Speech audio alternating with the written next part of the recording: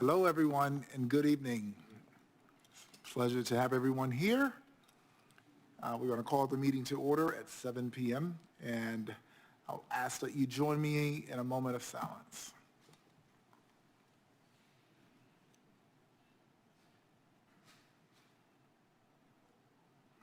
Thank you. I'll now pass it over to Councilmember Freeman for the Pledge of Allegiance. Thank you. It's our practice to stand and salute the flag and say the pledge together. If you'd like to join us or are able to. Thank you. Allegiance to the flag of the United States of America and to the republic for which it stands, one nation, under God, indivisible, with liberty and justice for all. Thank you. All right, Madam Clerk, will you please call the roll? Thank you, Mr. Mayor. Mayor Williams. Here. Mayor Pro Tem Middleton. I'm here. Councilmember Baker. Here. Councilmember Caballero. Here. Councilmember Cook. Here. Councilmember Freeman. Present. Councilmember Riss. Here. Thank you. Thank you. All right, we'll start with our proclamations. Councilmember Caballero, would you like to start us off?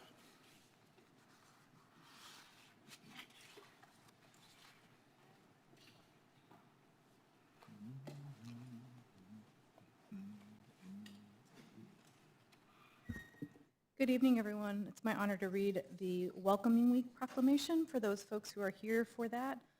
Jennifer Bell and others, if y'all could come up and join me, that would be great.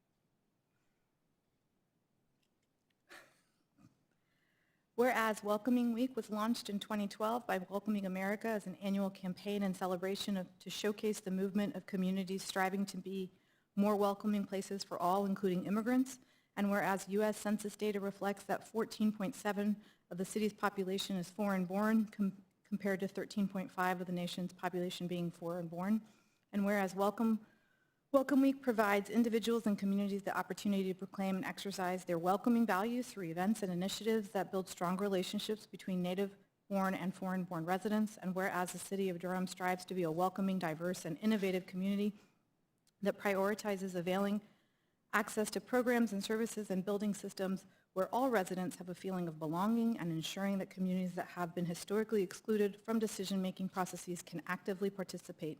And whereas the City of Durham aims to strengthen its foundation and improve the quality of life for all residents through its commitment to foster communities that are connected, engaged, and diverse. Now therefore, I, Leonardo Williams, Mayor of the City of Durham, North Carolina, do hereby proclaim September 12th through the 25th, 2025 as Welcome Week 2025 in the city of Durham, and urge all citizens to acknowledge that differences among neighbors are something to be celebrated, and that when we choose to share our stories and find our commonalities, we shape our future. Witness my hand and the corporate seal of the City of Durham, North Carolina, this 15th day of September 2025. Thank you.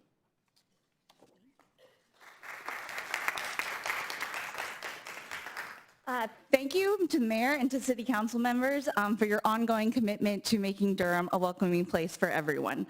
I am honored to be here tonight on behalf of the Community Partnerships and Engagement Department in my new role as the Language Access Coordinator for the city of Durham. Every day in my job, I see how important it is to get information in one's own language and how that is fundamental to belonging. So as part of Welcoming Week, I would like to invite everyone to stop by the City Hall lobby where we have on display Roots in Shared Soil, Refugees and Triangles Grow Together, which is a project that was created by Duke students and is on loan to us this week. We are also excited to announce that we will have a new episode of our Community Stories premiering that has voices of long-term Durham residents who've come here from other countries. So we will be screening those throughout the month of October in celebration of Hispanic Heritage Month as well. And now it is my privilege to pass the microphone to the chair of the Mayor's Hispanic Latino Committee.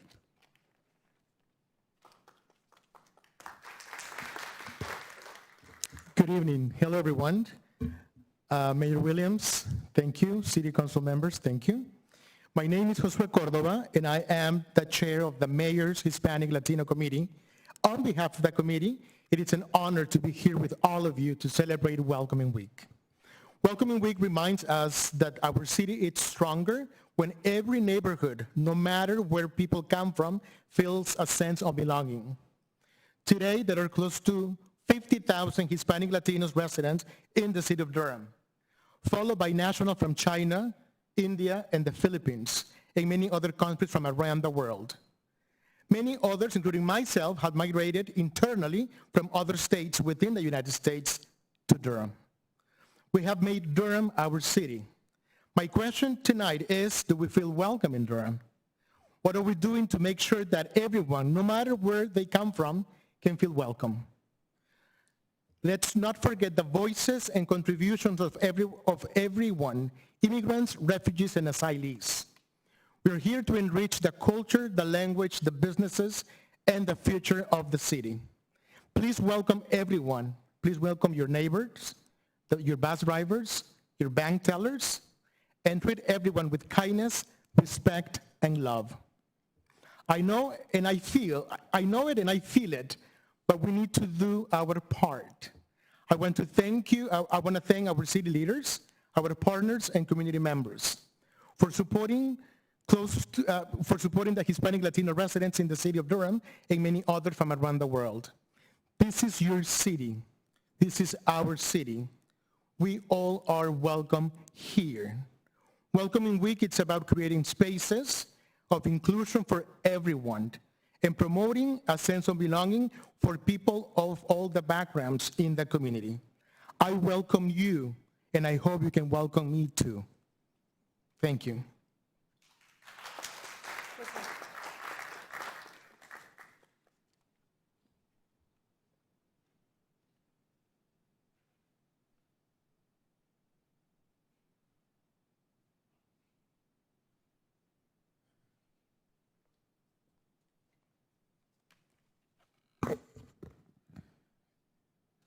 All right, good evening, everyone.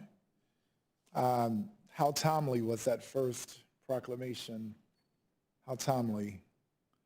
I have the honor of, I actually am trying to do a better job at passing out proclamations to my colleagues to read, since I do most of the talking, but I was biased on tonight.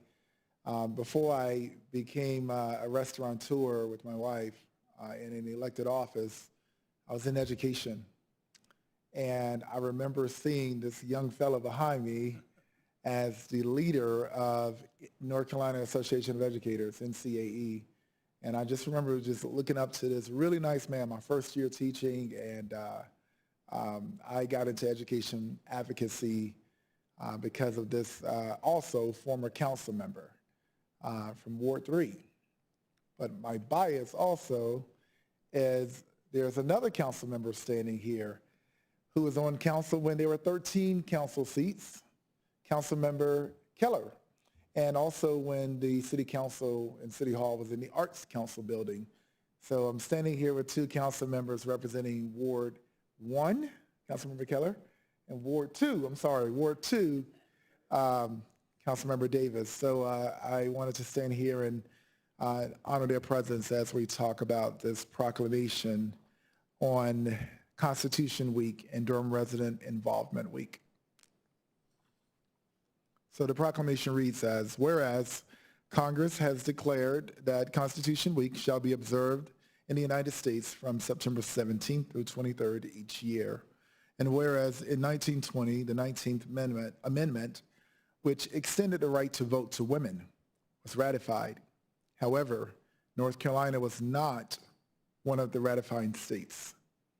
And whereas more than 50 years later, in 1971, several Durham women, including Ruth Mary Meyer and Margaret Keller, along with the North Carolina League of Women Voters, urged the General Assembly to retroactively ratify the 19th Amendment. This legislative process was officially introduced by Durham Representative Willis Wichard. The General Assembly passed the legislation, and it was signed by Governor Bob Scott. And whereas in 1964, the 24th Amendment, which outlawed the use of poll taxes as a voting restriction, was added to the U.S. Constitution. However, North Carolina was not one of those ratifying states. And whereas 25 years later, in 1989, Tanya Robinson, James Reeves, and the Hillside High School Student Council urged the General Assembly to retroactively ratify the 24th Amendment. This legislative process was officially introduced by the Durham Representatives H.M. Mickey Mishaw and Sharon Thompson. The General Assembly passed the legislation, and it was signed by Governor Jim Martin. This was not that long ago. Now, therefore, I, Leonardo Williams, Mayor of the City of Durham, North Carolina, do hereby proclaim September 17th through 23rd, 2025 as Constitution and Durham Resident Involvement Week in the City of Durham, and urge all residents to salute the Durham residents who led the state of North Carolina to retroactively ratify the 19th Amendment and the 24th Amendment to the United States Constitution. So witness my hand and the corporate seal of the City of Durham, North Carolina, this 15th day of September 2025.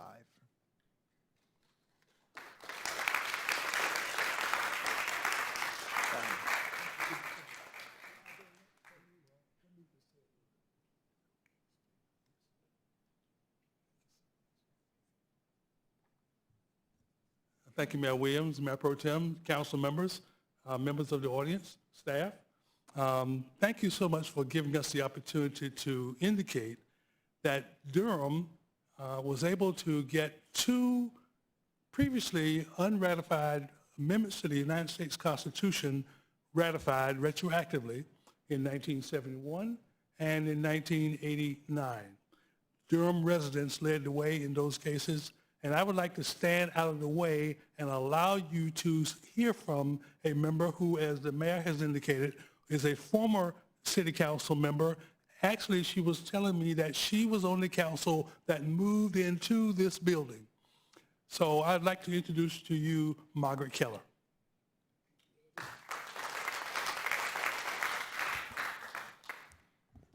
Thank you, Mr. Mayor and members of the council, for the recognition of a significant event which occurred many years ago, because I'm one of the few persons from the 1971 Durham League of Women Voters who is still with us.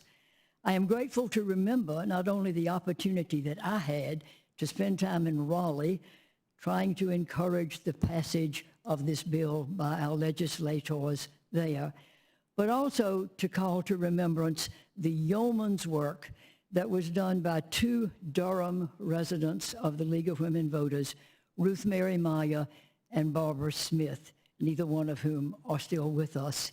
Again, my thanks for your recognition of this event, even though it's been a long time ago, but it's certainly been an event which many of us feel has changed the way we live and the way we do things. Thank you.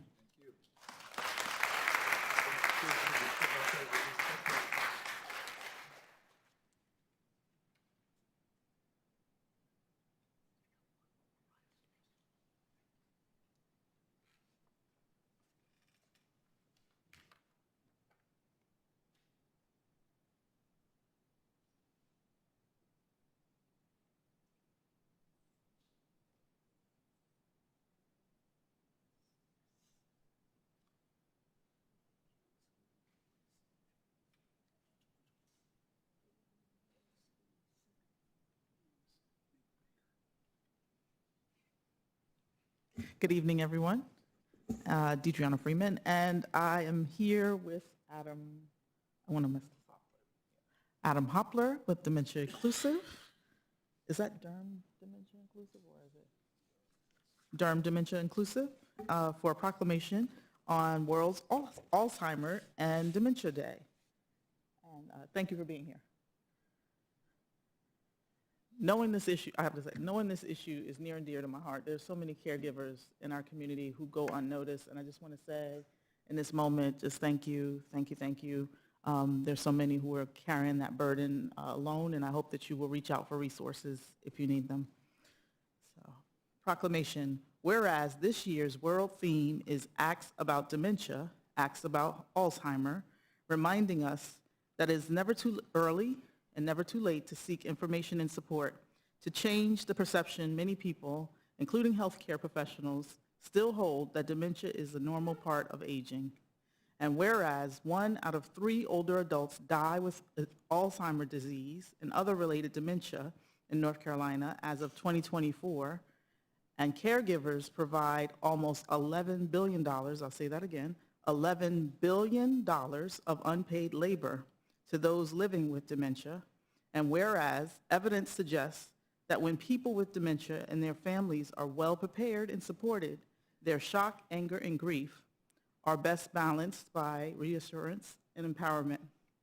And whereas Durham invites you to join in partnership, collaboration, and advocacy efforts to promote well-being, inclusive, and health equity for people with dementia.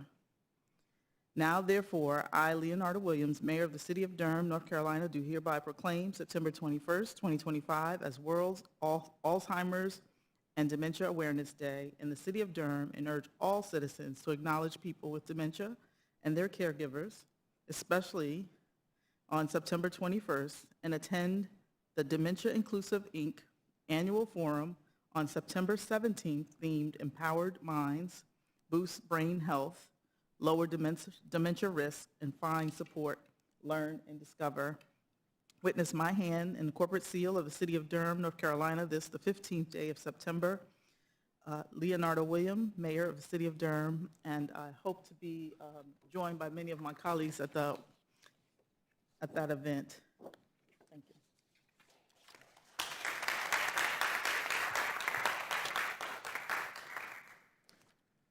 City Council and neighbors, thank you very much for this recognition of World Alzheimer's Day. My name is Adam Hopler. I am the chair of the board for Dementia Inclusive Incorporated.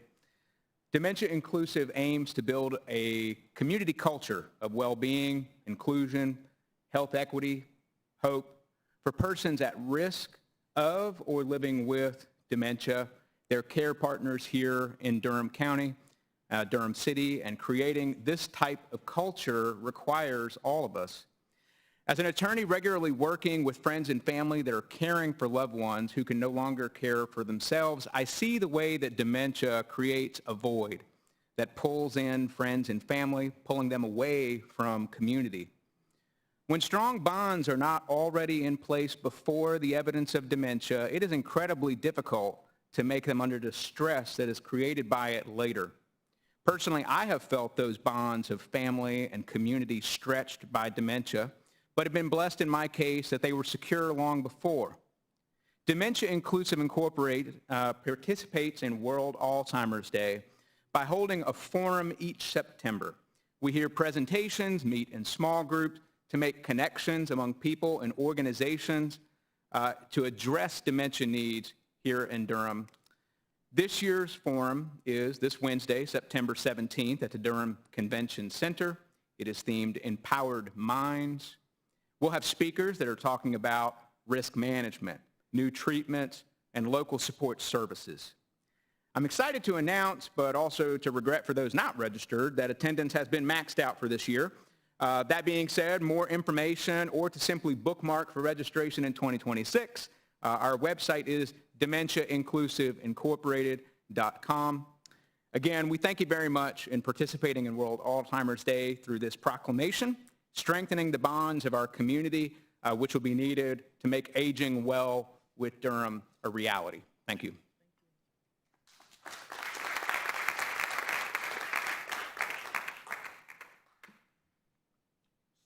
Thank you so much to everyone. At this time, we'll resume. Thank you.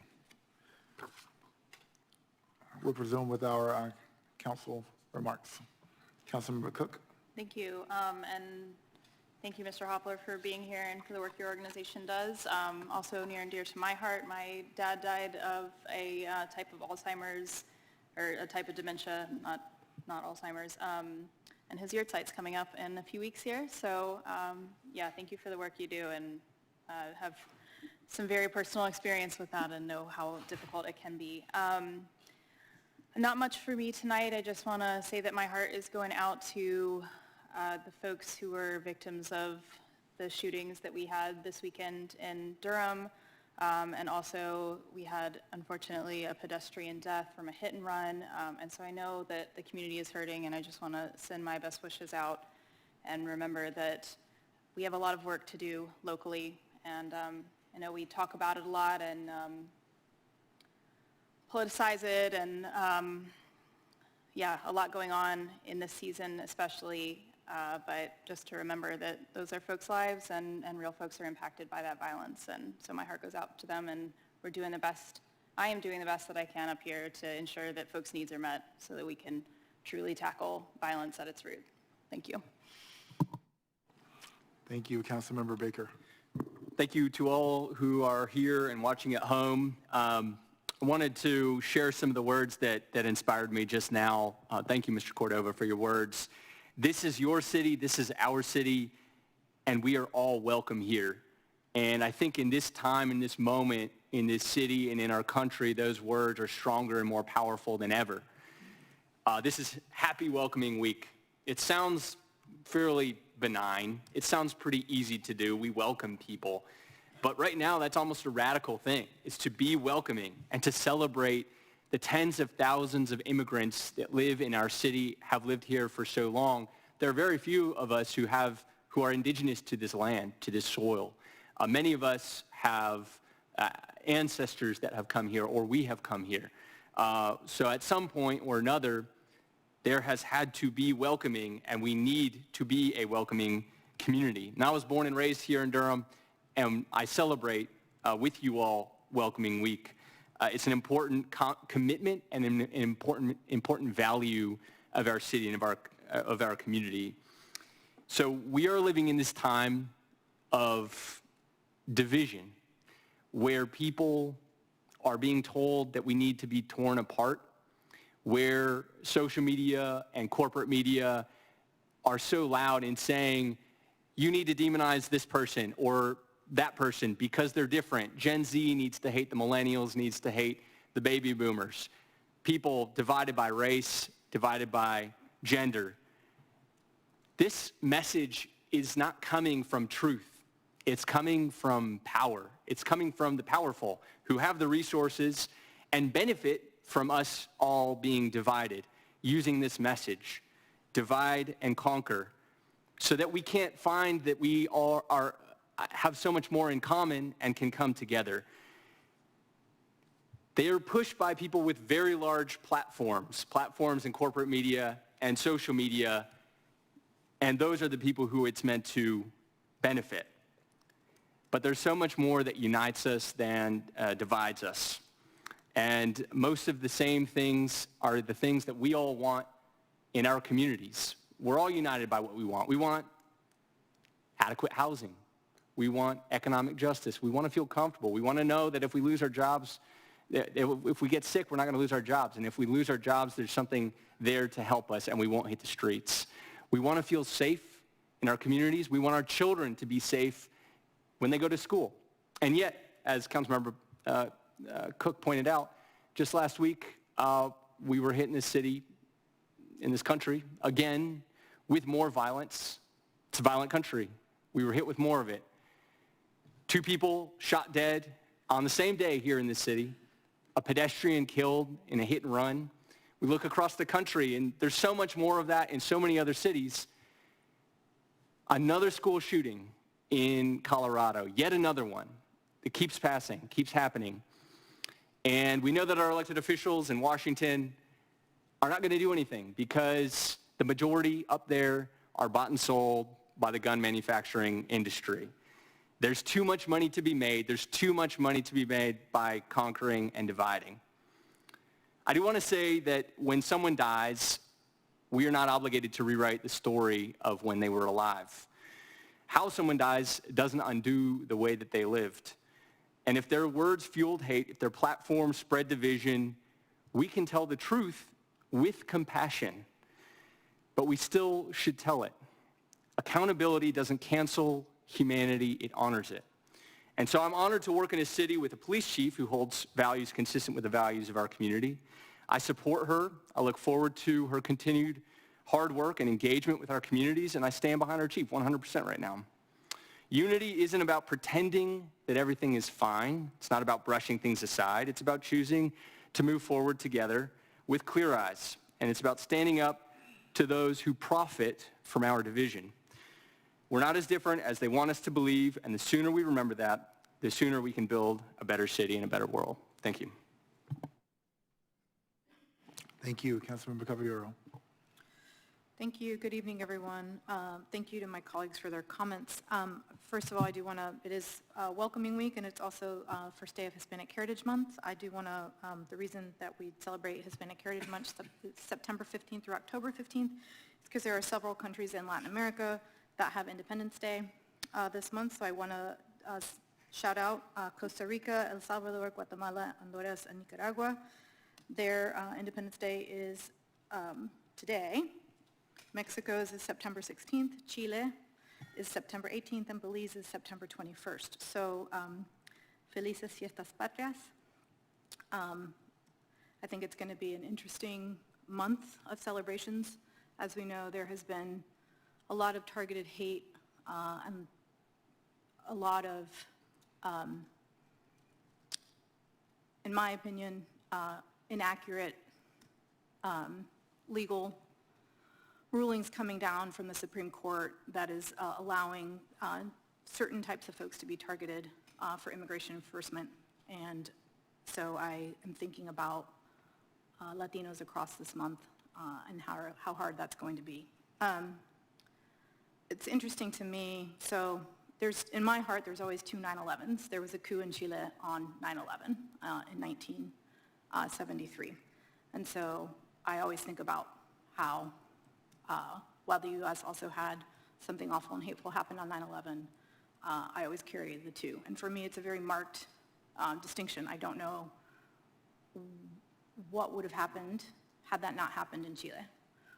Don't think my family would have emigrated here had that not happened. That there is a clear before and after in Chilean history that marks time, marks history, marks your orientation to many things. And subsequently, a week later, is Independence Day. So it's always, for me, when I watch Chilean news or I read what folks are posting on social media, it's always that story being told. They failed democracy. They did not withstand the values and the ideas that held their constitution together.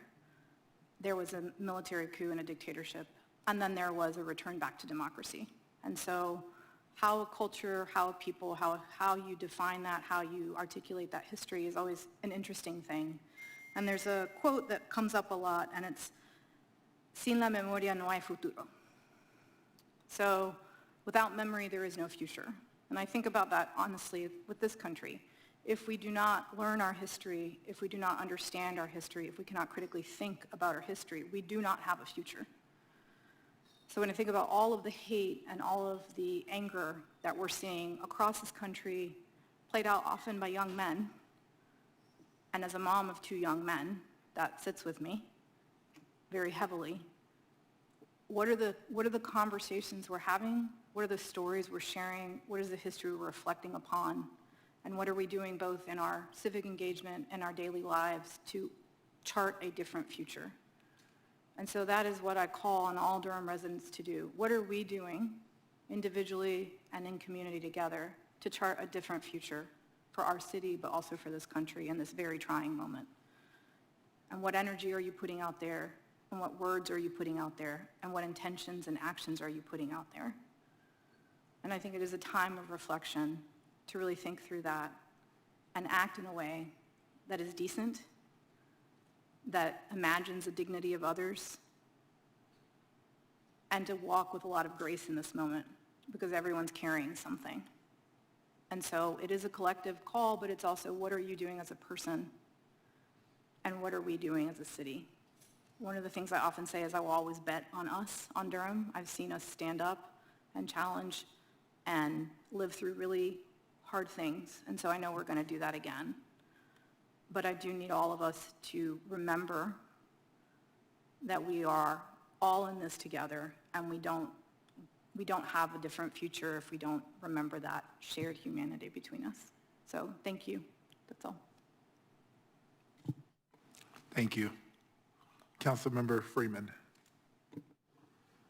Thank you. Good evening, everyone. Happy September. It is my birthday month. I will be celebrating all month long, as I have been. I will say that it is with heavy, heavy heart. Anytime that there's loss of life, it's incredibly difficult to navigate without,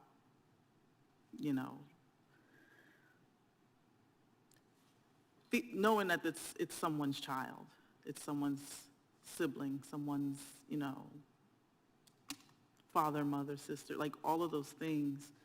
And so I want to say specifically, I want to send my condolences to those who are experiencing that type of grief, whether around gun violence or hit and run. And I just want to say that it is really important that we share light. It is important that we continue to be welcoming and continue to be truth tellers with accountability in a way in which that honors our collective humanity without diverting or re-storyizing what has happened in the past and in the future, because what you do now and you forget is repeated. And I just want to kind of harp on a little bit of Councilmember Caballero's conversation around independence and just acknowledge that you have to be unindependent to claim independence. And so that shared collective experience that many Latin American countries face, we face here in this country and many others, as very white, Eurocentric colonization took hold of this world. And we're still facing those challenges today as that same white, Eurocentric violence, I can call it racism, but violence, that white violence is just flowing through on these little devices all day long. And these devices, and all different devices, into your home, into your workspace. And it's really incumbent upon each and every one of us to figure out how to support. I'll even just say, just focusing on the children, just knowing like they're also navigating these conversations. And so, as I experience the stress of being, under all of this duress of white violence, my children face it too. And my children have to navigate it, and I have to help them do that.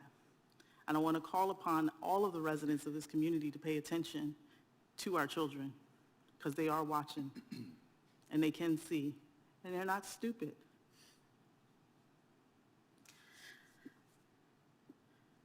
I think I told someone I wasn't going to say much tonight, but it's hard to not to think about what 9/11 means, the 9/11 and the whole conspiracy. I was there when the first World Trade Center bombing happened in '93, and to know that we didn't learn the lesson then about how we navigate across the world with other human beings, it's still present today in ways in which it's it's uncomfortable, because we should be in a better position, but we're not. It's 2025, and we're facing Project 2025, rolling back so much that we've worked so hard to get. And I know there was a collective push around that work, and I think folks got tired of carrying the weight. And as you fall back, you can see where we are today. And what I know is that it's incumbent upon all of us to keep pushing and to keep lifting that weight, because our children deserve that. They should be free from having to declare an independence. They should be free from racism. They should be free from sexism. They should be free from all the isms that would other them, because that is what humanity calls for. And I say all this to say, it's supposed to be a happy time.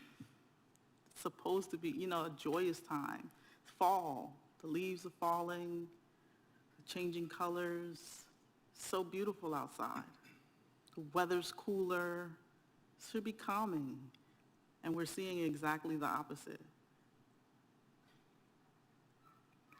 there has to be a reckoning of honesty and truth, but we will come through all of this. That's all. Thank you. Thank you, Councilmember Rist. Thank you, Mr. Mayor. Good evening, colleagues, staff, residents here and online. It's good to see you all. Thanks to my colleagues for your comments. I do want to say, Mr. Mayor, thanks for the proclamations this evening. They're all a great World Welcome Week and World Alzheimer's and Dementia Day proclamation. I just say in particular, it was so great to see Eddie Davis and Margaret Keller here in the chambers, both outstanding council members in their day here in Durham. Margaret's also a personal friend of mine, one of the amazing church members that welcomed me into my church when we got here. And she also mentioned Ruth Mary Meyer, who was with her in the League of Women Voters that went to the General Assembly back in, what was that, 73? Ruth Mary Meyer was also an amazing member of our church. So I just thank those women for the amazing work they did, Eddie Davis and his colleagues for their work later. It's amazing stuff here in Durham. Speaking of that, speaking of constitutional rights and voting rights, early voting starts Thursday. So make a plan to get out and vote in the municipal elections, everyone. Those are big elections for Durham. I also want to say congrats to the Pauli Murray Center for History and Social Justice on their first anniversary celebration last Saturday. It was good to visit with them in that celebration. And I think Councilmember Baker was there before I got there at the celebration. So congrats to the staff and the board, all the amazing work they're doing to honor the legacy and continue the legacy of Pauli Murray and all that she's meant for Durham in this country and the world. So thank you all for that. It was also a big day last Tuesday in Durham for affordable housing. Many of us were at the ribbon cutting for the Vanguard. That's 72 more affordable units in Durham, and also the groundbreaking on the second phase of the Dillard Street Apartments. That'll be another 98 units of affordable housing here in Durham. Together, this is part of a large redevelopment of 519 East Main Street and the Liberty Street Apartments. That's right down Main Street from City Hall. I'm sure you've all seen that big plot there, big parcel.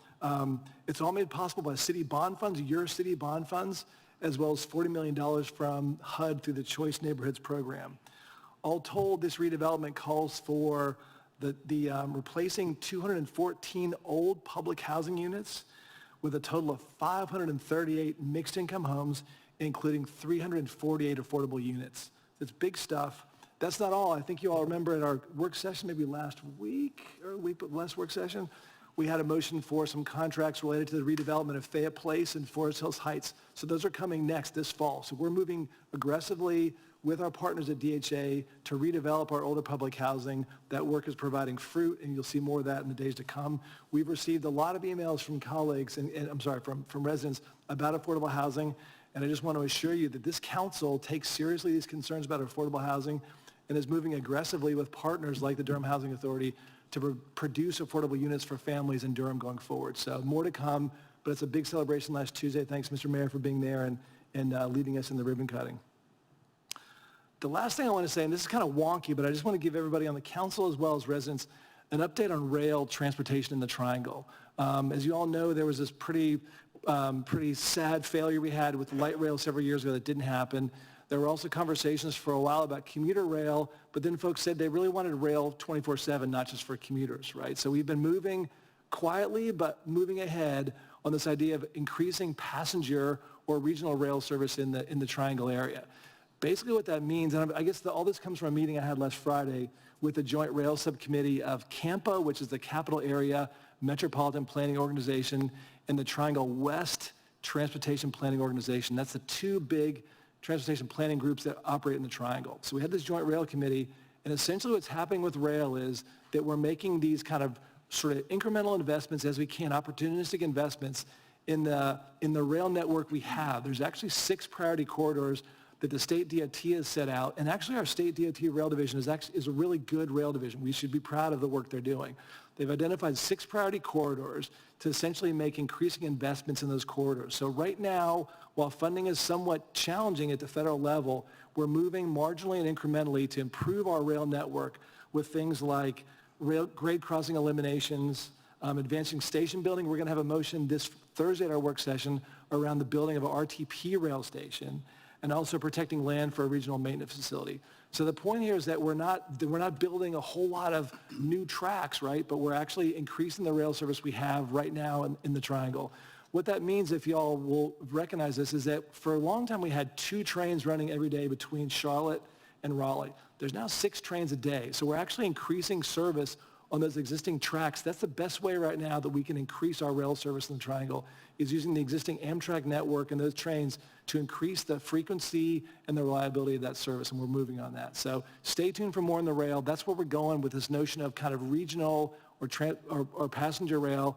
It's being funded now by the Federal Railroad Administration. That's our main partner. And we're looking forward, again, to making these marginal investments now so our network is well positioned in the future for increased investments in rail. So stay tuned for that. We're moving on rail slowly but surely. Thank you. Thank you, Councilmember. Mayor Pro Tem. Thank you, Your Honor, and to my honorable colleagues on the dais, to our friends and neighbors here in chamber with us, to executive staff, and to our friends and neighbors on whatever platform you may be watching. Mr. Mayor, our colleagues have spoken so passionately and eloquently and comprehensively tonight on so many topics. I don't have any announcements. If you're watching a perfect sunset, perfect way to ruin it is to describe it. So I'll just be quiet and just let it be. I do want to thank you, Mr. Mayor, for the proclamations tonight, particularly Councilmember Cook, the one on Alzheimer's. My mom passed away in 2015 from a form of dementia as well, and I know how challenging it can be for families. One thing we had to become a community of memory. When she could not remember, we had to become memory for her. And I hope we can do that for each other here in Durham. Thank you, Your Honor. Thank you, colleagues. Thank you so much. Well, there's been a lot happening over the last few days. But before I get into my remarks, I would like to invite a friend, but also a colleague in a new capacity who will be working with us through Duke Energy. I would like to invite her to the podium just to introduce herself and what she'll be doing with us. And now you'll know who's going to be communicating with me in case we have an outage. If we, when we find something out, as soon as possible, she'll text me and I'll put it out on socials. But Ms. Sarah Stevens, which many of you may know her in her pastoral. Yeah, thank you so much. My name is Sarah Stevens. I am your new district manager for Duke Energy, so government and community relations. I know most of you up here from my days in Durham County government and beyond, but I'm here today to introduce myself in this new capacity. I've already had introductory meetings with Deputy Manager Gina Probst and her team where we exchanged information and discussed priorities. I just am here to introduce myself, to let you know that I'm looking forward to collaborating and working together. I believe most of you have my email address and my contact information. I look forward to working together. Thank you so much. Thank you. Thanks for joining us tonight. And thanks for your work as president of the local Rotary, Downtown Rotary. Thank you for all the work you all do. I would like to, you've heard some of my colleagues mention this, but some people, they don't like to do this, but I absolutely love it. And that's cutting ribbons. Cutting ribbons and breaking ground. Some people say, I don't like to cut ribbons, I like to just get the work done. Well, let me tell you what cutting ribbons symbolize. It symbolizes getting the work done. And we have a growing trend in Durham where we'll cut the ribbon on one side of the parking lot and then go to the other side and break ground. That means we're really, really, really ahead of the game. We're getting things done. And yes, at the Vanguard, we cut the ribbon for new units that are coming on board, and we broke ground for new market. Those are affordable units, and then we broke ground on new market rate units. And we are going to have mixed income and hopefully in partnership mixed use and building communities more and more in the city. We take housing very seriously. It's what we often talk about most. So seriously that one of our colleagues, Councilmember Caballero, took on doing a massive housing assessment with practitioners and community members and elected officials. And we had our final collaboration meeting last week. And anyone that's impacted by housing in some form or fashion, that segment of our local population was in that room. So, Council Member, I'd like to publicly thank you for your work and doing this deep dive housing assessment. I am going to ask that you get on your mic and let us know where we can find the dashboard and the data. And if you could just briefly, kind of high level, talk about it. Thank you, Mr. Mayor. So I was planning on bringing this up at our work session on Thursday because Too soon? Am I too soon? You're totally fine, Mr. Mayor. The interesting thing about this housing information is both there's a report and a housing needs assessment that was done by a consultant, HRNA. That was, and we funded that with city, county, chamber, foundation dollars, and Duke. And that was kind of the spirit of this work, was how do we all come together around the table, not just the city of Durham, which has often taken the lead on housing in Durham, but many other partners, and how do we really think collaboratively on this question of housing, which we know affects everyone. City residents, county residents, school teachers, nurses, Duke employees. We know that it's a need across Durham. So you can find that information on the Chamber's Foundation website. There will be a button on their general website that points you to the housing needs assessment and the report. The reason it's living there is, again, and not the city, is because we are hoping that this is an indication of housing, not while the city does critical work and is a lead agency in many ways, it can't be the only person or the entity at the table. And then at our work session, I will be bringing the report to talk about subsequent work sessions, talking about the report and how we prioritize as a council what's in there that is clearly in our lane. I hope that answers some of what you were asking for. Thank you very much. Sorry, I'm impatient. I just want folks to know that the work has been done. And this weekend, there was a really vibrant energy in downtown Durham. There was so much going on, from baseball games to deep act shows, Beauty and the Beast. I don't know how many gold dresses I saw walk across the street to see the play. I met some of the cast, and it made me feel good when they said, oh my gosh, this is one of our favorite stops, because we were able to go out into the city and really explore Durham, and we had no idea. And now they want to come back. There were concerts, and the farmers market was a little more packed than normal. And then there were vegan food fests, and just so many things happening across the city. And that is, when Durham is at its best. And it felt so good to just walk out and be. And one thing I see when I'm out there is people that are just comfortably enjoying the place where they get to live, work, and play. And so this place, Durham has so much to offer, and I hope that we continue to celebrate that. That being said, I would like to read a brief comment. Durham is a city of diverse backgrounds and opinions, and its leaders must reflect a commitment serving everyone equally. I agree with that statement wholeheartedly. However, Madam Attorney, I feel you looking over my shoulder. However, I agree wholeheartedly with that statement. However, the person who wrote that remark does not believe that applies for everyone. And we had a situation, and I was not going to address this, but I do think that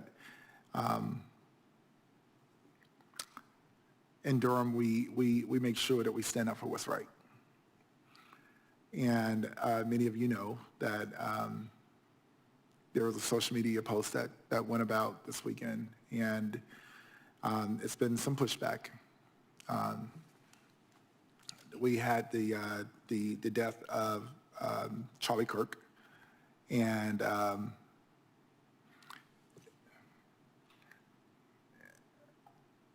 no one, as it was stated earlier, no one deserves to die, despite whatever reason. That's just something that we should not have.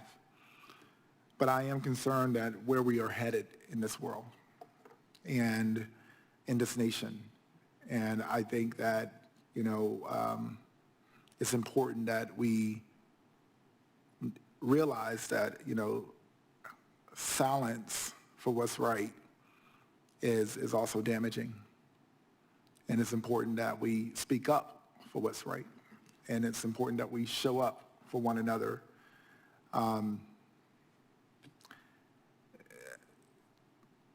The First Amendment, freedom of speech, is accessible to us all, whether we like each other or not.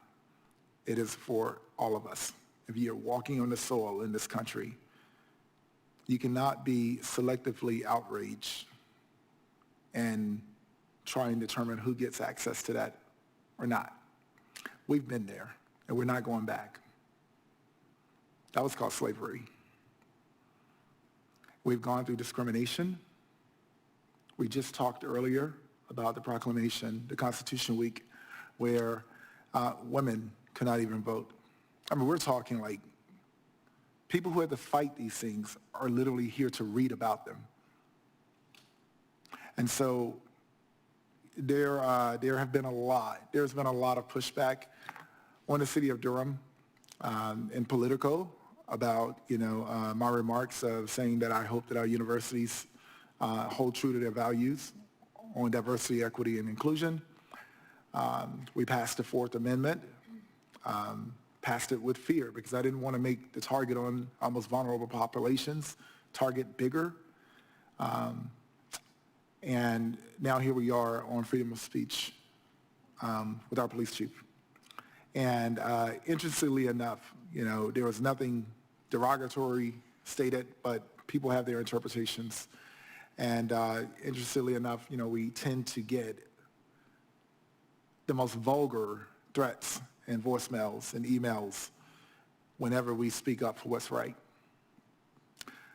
Well, I'll always speak up for what's right, so your fingers might get tired. We're going to always stand up for one another in this community. And, I'll close with this. We all wake up each morning with a renewed chance to write the legacy that we want to leave behind. And respectfully, that is what Charlie Kirk did. He lived his life. He made choices for his own reasons. And while I personally may disagree with just about everything he stood for, I do agree that everyone should be able to express their own views. And they should be able to do this without political attacks. They should be able to do it without death. And I definitely do not condone violence or any killing of any such to anyone for exercising their freedom of speech. But that being said, challenging or disagreeing with someone's legacy that they choose to leave, it does not mean that you are condoning violence. It simply means that you're exercising your freedom of speech.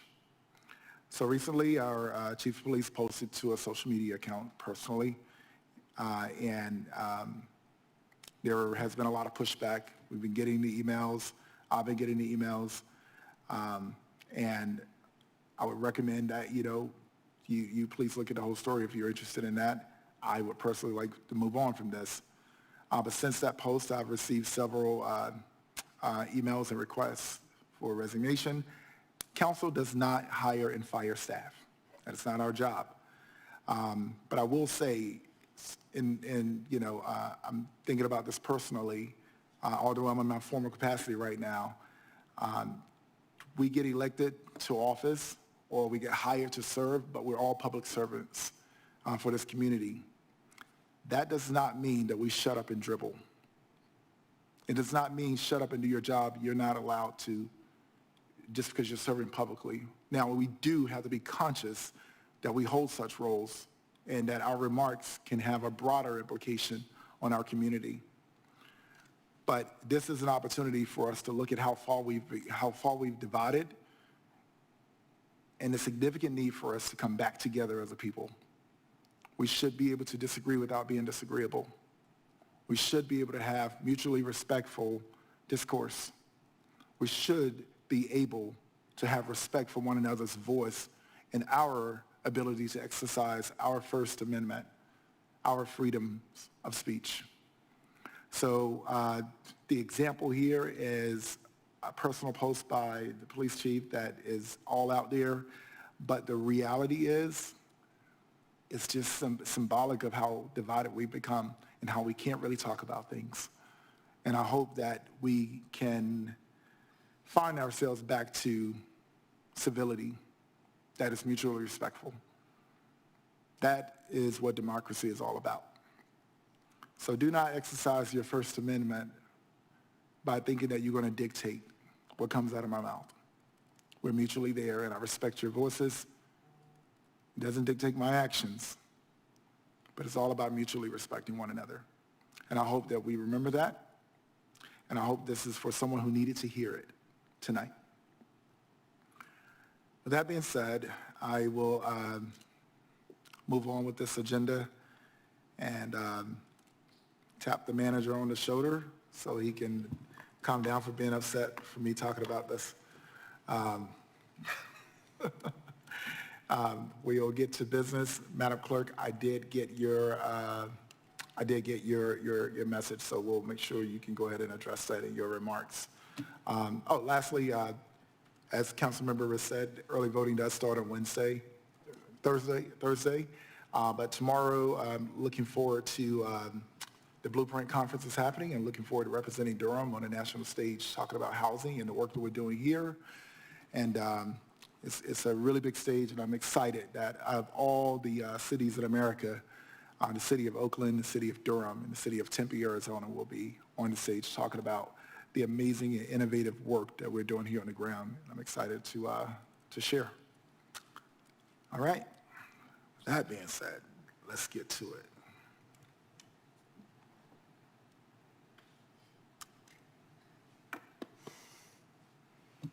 Mr. Manager. Are you ready for priority items? Is that what you're telling me, Mayor? Thank you. Mayor Pro Tem, members of council, the city manager's office does have a few priority items this evening. For agenda item number 13, this is the contract for Workforce Innovation and Opportunity Act for our NC Works Career Center. Operation between the City of Durham and Eckerd Youth Alternatives, Inc., DBA Eckerd Connects. Just wanted to let council know we made a few minor changes to the contract in response to council's comments. Those have been updated and attached in your packet. For agenda item number 21, fiscal 2024-2025 fourth quarter financial report. Additional information was requested from council during the September 4th work session, and that has been attached under the manager's priority items. Those are all my items, Mayor. Thank you so much. Madam Attorney. Good evening, Mr. Mayor, Mr. Mayor Pro Tem, members of the council. It's good to be with you. The City Attorney's Office has no priority items this evening. Thank you. Madam Clerk, will we execute this vote now? Okay, go ahead. Thank you, Mr. Mayor. GBA item number 1 is a appointment for the Durham Housing Commission Board of Commissioners, and Pebble Lucas is up for nomination and appointment. All right, so the nominee is Pebble Lucas, and at this time, I'm going to ask the manager. I will go ahead and just entertain this now. I'll entertain a motion to appoint residents to fill 2 vacancies on the Durham Housing Authority Board of Commissioners, with 1 representing resident who is directly assisted by the Public Housing Authority, and 1 representing a previous homeless individual with the term expiration of September 28, 2030. So moved. Second. Madam Clerk, please open the vote.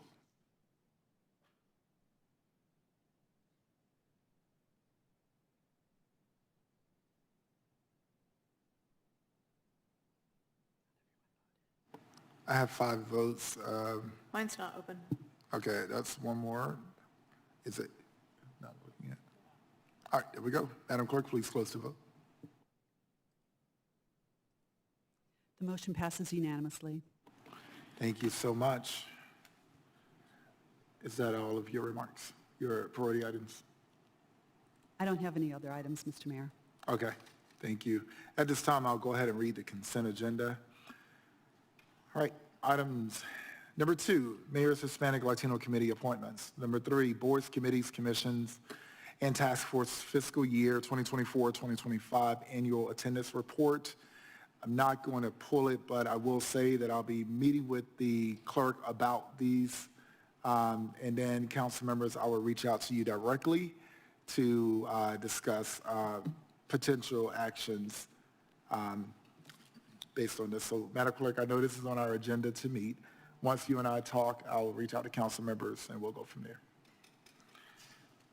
Number 4, contract agreement with the Museum of Durham History to provide funding support to museum operations.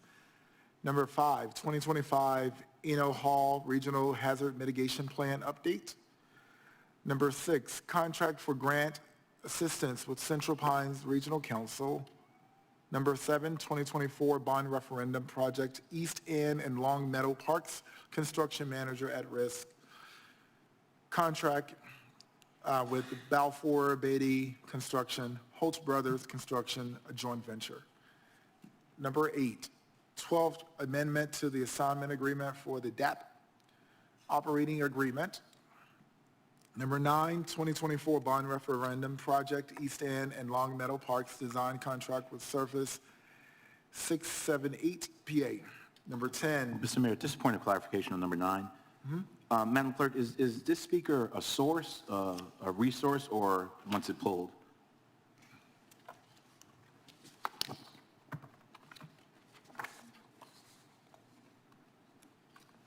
Hold on a minute.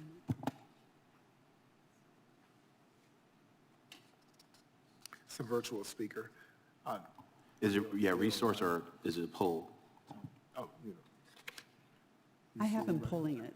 I'm sorry? I have the individual pulling the item, and these Oh, are mine. okay, number 9 is pulled. All right, we'll just pull it. Number 10, Environmental and Street Services, South Renovation Professional Services, Second Amendment with CPL Architects and Engineers PC. Number 11, WD Hill Combined Enhancements Design Contract with RVE Incorporated. Number Mr. Mayor, 12. excuse me, there was a speaker to item number 7 and 11 as well.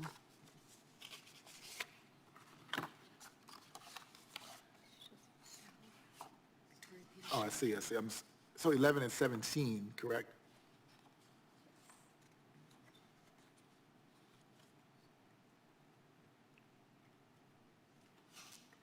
I have 17. The ones that are listed Ms. on the card. Peterson? She went to the restroom. All right, so item number 11 is pulled. Ms. Peterson, to be sure, it was 11 and 17, correct? Okay, thank you. Not 7, number 17. I did read 10. Yeah. So we're on number 12 now. Number 12, contract for Durham Workforce Development Board, Workforce Innovation and Opportunity Act, Adult and Dislocated Worker Programs with Eckert Youth Alternative Incorporated, DBA Eckert Connects. Number 13, contract for Workforce Innovation and Opportunity Act for NC Works Career Center operation between the City of Durham and Eckert Youth Alternatives Incorporated, DBA Eckert Connects. Number 14, use and possession agreement for the Community and Family Life and Recreation Center at Lyon Park. Number 15, utility extension agreement with Welcome Venture Park LLC to serve Welcome Venture Park Phase 3. Number 16, contract renewal with Azteca Systems LLC for CityWorks software license and maintenance. Number 17, contract for audit of city's primary telecommunications service accounts has been pulled. Number 18, First Amendment to Supplemental Agreement. Number 4, to Master Agreement number 18919 with Stantec Consulting Services Incorporated for design of Horton Road multi-use path and sidewalk gaps. Number 19, Fiscal Year 2025-2026 Transit Capital Improvement Plan, CIP Budget Ordinance Amendment. Number 20, Award of Contract Extension for routine generator maintenance and emergency repair services from National Power LLC. And number 1, we've already addressed, which was the Durham Housing Authority Board of Commissioners appointment. Those are our items with items number 11 and 17 pulled and 9. Okay, got it. So now if I can entertain a motion to approve the consent agenda with the exceptions of items 9, 11, and 17. So moved. Second. It's been moved and properly seconded. Madam Clerk, please open the vote.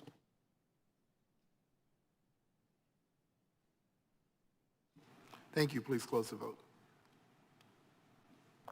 Motion passes unanimously. Thank you so much. We are on item number 9, 2024 bond referendum project, East End and Long Meadow Parks design contract with Surface 678 PA. Mr. Admay, can you hear me?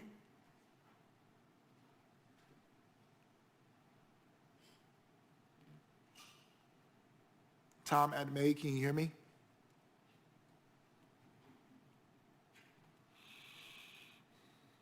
You see him on, Madam Clerk? Yes, good. Oh, there you go. Can you hear me? Yes. Welcome. You have 3 minutes. Thanks for joining us tonight virtually. Yes, good evening. Not actually talking about the contract, but it seemed like the most relevant thing. What I want to talk about is the lead in the soil that's been identified at the 5 parks in Durham. It's correctly gotten a lot of attention. And once the lead was detected in the soil at some of the Durham parks, we were first faced with 2 questions of where is the lead contamination and how badly contaminated is the soil. The lead is from the waste left behind when trash was incinerated and then spread on the ground. This issue has been studied for some time, with the most recent set of reports conducted by S&ME for Diener. In these reports, areas with lead above 200 milligrams per kilogram were identified as having elevated lead. For example, at East Durham Park, areas that were found to have elevated lead along the west side, the area north of Main Street, right up to the park boundary, where the Durham Housing Authority has houses. And the section of the park south of Main Street that also has areas that were found to have elevated lead adjacent to Y.E. Smith Elementary School. At Easton Park, the assessment that was done does not cover the entire park property. It's Mr. Admay? the edges of the areas. Yes? Do you have a question pertaining to the actual item? Well, I think this is relevant to the actual item, which is that that this lead issue is not being fully evaluated and addressed. And I think that, you know, if we've got to tie it back to Easton Park, I mean, that's what I was talking about right here. The testing stopped at the edges of the area that are currently developed for recreational use, but, you know, they haven't identified the full extent of the contamination even within the piece of property that's identified as a park. Understood. Yes, sir. So the city staff is working very closely with the North Carolina Department of Environmental Quality on the topic in which you're speaking of. The item on the agenda tonight is germane to something a bit more specific. So I would implore you to reach out directly to us to get an update on not only the investments that have been made thus far, but also the working relationship with NCDEQ, the North Carolina Department of Environmental Quality. So I think it'll be really helpful, so you'll be able to get exactly what you're concerned about answered. Okay? Well, thank that'd you. be great. But You got it. I submitted these as written comments previously and got no response. So I felt that I needed to actually speak to try to raise it, that this is a bigger issue than just the parks. Thank you. Thank you so much. And I would say if you reach out to my office directly, my staff can help get you an immediate response. I can promise that to you. Thank you. And my email is on the city website under the mayor's page. Thanks for chiming in tonight. And I don't want to discount your concern. It is very valid and very important. I just want to make sure we remain germane to the topics that we are taking action on tonight. All right. The next 2 speakers, I'm sorry. Yeah. Move to adopt item 9 is printed. Second. It's been moved and properly seconded to authorize the city manager to execute a design contract for the East End and Long Meadow Parks project with Surface 678 PA in an amount not to exceed $4,754,252. Madam Clerk, please open the vote.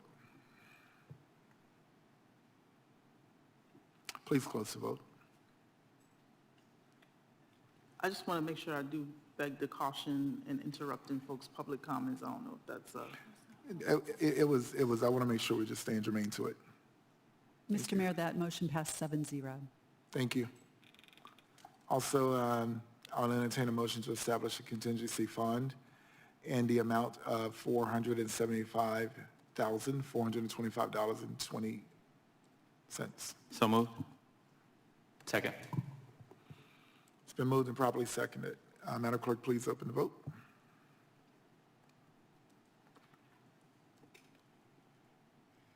I think one more.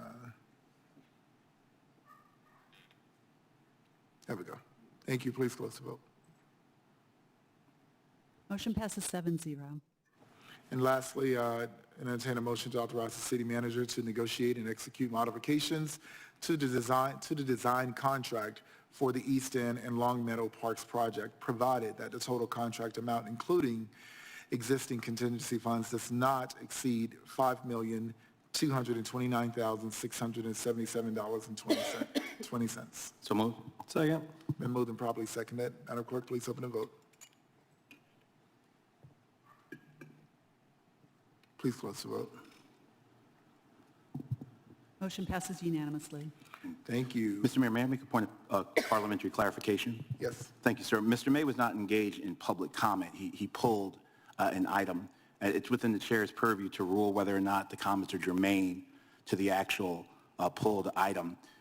Pulling an item is not a loophole to speak about whatever you want, and we shouldn't establish that precedent. It's not a trick. The comments should be germane to the actual pulled item, and the chair, I think, was appropriate in pointing that out.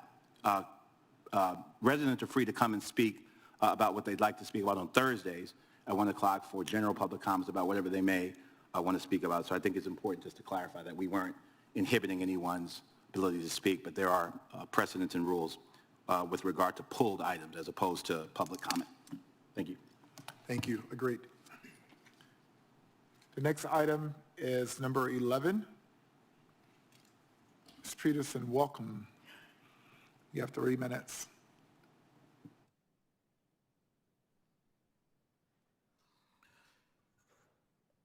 I hope everyone is doing well this evening. I'm like Ms. Freeman. I also have a birthday this month. Happy birthday. Let me know what you're getting me for your birthday. Thank you, thank you, thank you. Listen, this is what I would like to talk about a little bit. I really like W.D. Hill. They have an awesome play yard where the kids can go out and play, and it's gated. For children who have various disabilities, who will just run and not stop, having that facility there is really good. But I have some concerns. And it looks like that the city council is getting ready to sign off on $190,000 for contract for development. Can you please give us a little information? I don't see the person who is over the contract. I don't know if the city manager can speak on it. But can you tell me who RVE Inc. is? Is that a local company here in Durham that's going to be designing the new work that's going to be going on at the facility? Also, I would like to meet that individual. I would like whoever is working on this to have a meeting with the community, with parents who live in the area that have children that have various disabilities. Now, I know years ago, W.D. Hill, the city had promised to build a tennis court. There is still a lot of land around that facility, but there is no tennis court. Not sure what happened with that agreement. So I'm hoping the city manager, I would like to come to the table. I have some concerns about this. I want to see something happen there at WD Hill to expand it. But we need to have some deadlines that they're going to start this year. Whatever persons want to do there, they're going to start this year and it's going to be finished next year. Instead of things keep going on year after year, this facility has been promised different things that's supposed to have happened, and it has not. And one of the main things, we need a facility close by to work with children who have disabilities. Thank you so much. Thank you. I'm sorry? Thank you. Yes. So And I'm hoping you would yeah, say- we'll see if staff is available to provide some information. Yep, she's walking to you now, but you might want to just go back to the mic after I make this motion. Good evening, Stacy Poston, City of Durham General Services Department. Happy to connect with Ms. Peterson and engage in conversations around her concerns around serving children with disabilities and families with children with disabilities. I'm happy to connect with you on that matter. As far as the schedule, this is for the design services contract only, and the contracted schedule and the materials in the agenda item indicate that the design will run through 3/13/26, and the construction would follow subsequent to that. So we can also talk about the exact schedule, so we have shared expectations around that. Okay, so work won't start until next year? The design work has a number of deliverable elements in it, and in the contract materials in the agenda packet, the schedule indicates that the final design is going to be due on 3/13/26, and construction would follow subsequent to that. So in that design phase, we're happy to talk about what's in that. Yeah, I want to move the agenda on, and I want to make this motion so we can move on with it, but I do want to make sure she get that information to you offline. Yes. And, yes, and thank you. yeah. Mr. Mayor, if I could just ask one question. Thanks for being here. Does that design contract, on this issue of the tennis courts, does that design contract include the tennis courts? Yes. I think, okay, because I know that's been in the CIP previously, correct? Correct. Yes, on both parts. Okay, thank you. All right, thank you. I'll entertain a motion. You're welcome. I'll entertain a motion to authorize the city manager to execute a design contract for WD Hill Combined Enhancements Project with RVE Incorporated in an amount not to exceed $172,975. So moved. Second. It's been moved and properly seconded. Madam Clerk, please open the vote. Please close the vote. Motion passes 7-0. Thank you so much. I'll entertain a motion to establish a contingency fund in the amount of $17,297. $17 million, what? $17,297.50. So moved. Second. It's been moved and probably seconded. Madam Clerk, please open the vote. Thank you. Please close the vote. Ms. Peterson, don't go anywhere. Motion passes 7-0. Thank you. And I'll also entertain a motion to authorize the city manager to negotiate and execute modifications to the design contract for the WD Hill Combined Enhancements Project, provided that the total contract amount, including existing contingency funds, does not exceed $190,272. So moved. And 50 cents. Second. Been moved and probably seconded. Madam Clerk, please open the vote.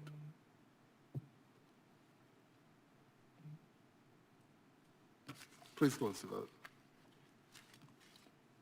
Motion passes unanimously. Thank you so much. All right.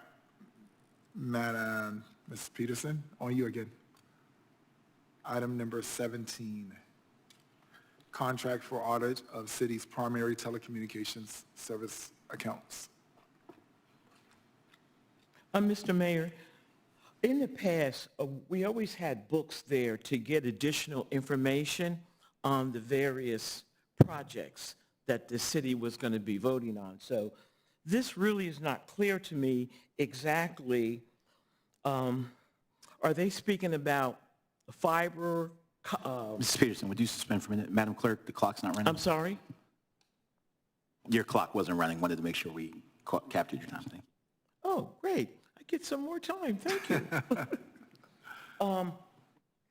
Telecommunication. Now, I'm not sure, is this a project that the city is going to be working on? Is this fiber optic with Frontier, with Spectrum, with cable? It's not clear exactly what this contract is all about. So I just want to say this to everyone sitting on the city council.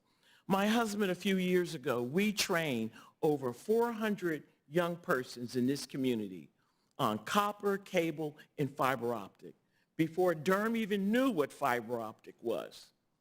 But now when you talk to a lot of these companies here in Durham who are getting these various services, they have farmed a lot of the work out into other countries.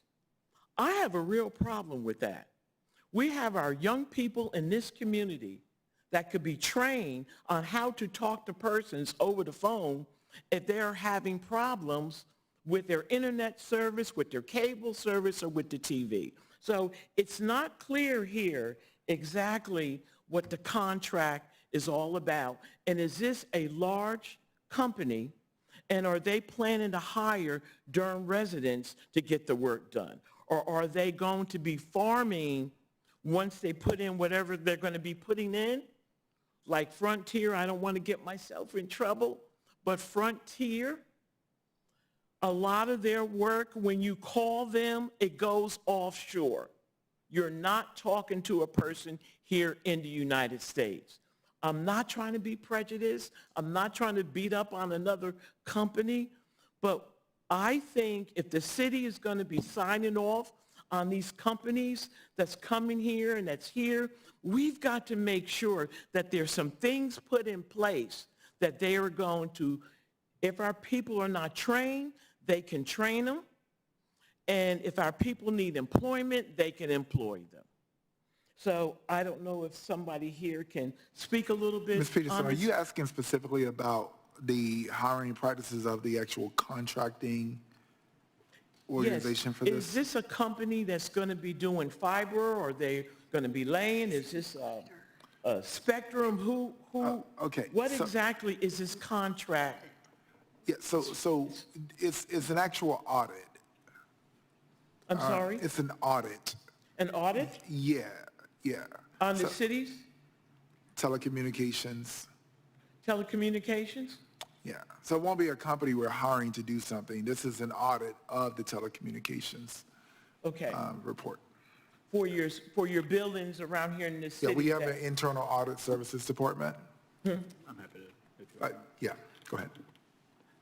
Ms. Peterson, this is an audit of our existing telecommunications services. We have service with a number of different providers. Certainly over time, our service contracts have changed and grown, so it's a best practice to take an opportunity to have an audit of those contracts to make sure we're getting the best value for the public dollar in those areas, and the recommendations of that will inform future contracts going forward. If we have staff available to answer additional questions, but it didn't sound like the nature of your comments were based on the contract that we were considering this evening. Well, I do want the city to know then, and I understand what you're saying, but we still have all these various companies in Durham, your fiber, your cable, all that is also does this work. We just need to make sure, Mr. Mayor, that these folks, these companies are hiring. Even what you're speaking about, whoever is going to be doing the work, we need to make sure that they're going to be Durham residents. Thank you. We do have standards, MBWE, Minority Business Enterprise Standards. For example, the last one that you pulled about RVE, the company, in the report, if you pull that online, it shows the actual companies that they're going to be working with that meets some of those standards. There are limitations in which we can direct who they hire, but we do set our expectations on that. You make a very fair point. Actually, the manager and I was talking about this earlier today about, sometimes you just want to be like, hey, can we hire a Durham company? But due to the state contracting laws, we have to go through a particular process to identify those companies, and we do try to make sure that we project those standards of minority participation, and also proactively building relationships with companies where they are incorporating apprenticeship programs to hire younger people to get them on those pipelines. So, point well taken. Thank you. Okay, thank you. I just wanted folks to know what some of the companies are doing. With that being said, I'll entertain a motion to authorize the city manager to execute a contract in the amount, I'm sorry, that's the wrong one. I'll entertain a motion to authorize the city manager to execute the contract for audit of city's primary telecommunications service accounts with the Spyglass Group LLC in an amount not to exceed $250,000. Moved as read. Second. It's been moved and properly seconded. Madam Clerk, please open the vote.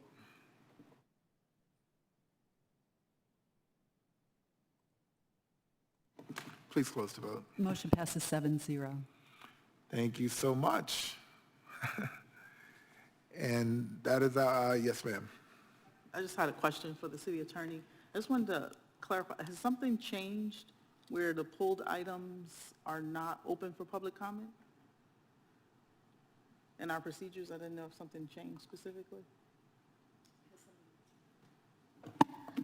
I'm not sure I'm following your question, Councilmember Freeman. So in the past, items pulled were open for public comment. That was why the people were pulling the item.